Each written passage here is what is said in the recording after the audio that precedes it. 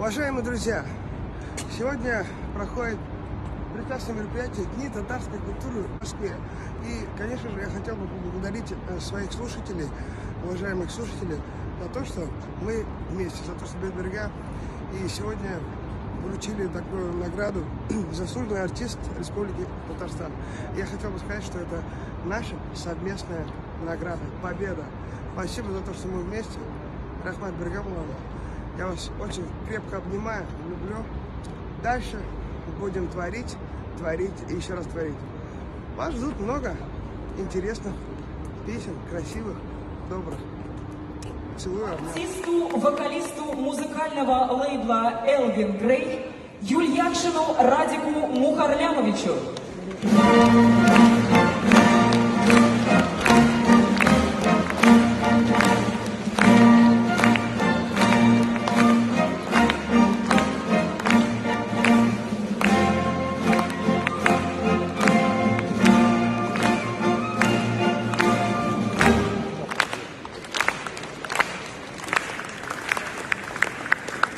Распоряжение.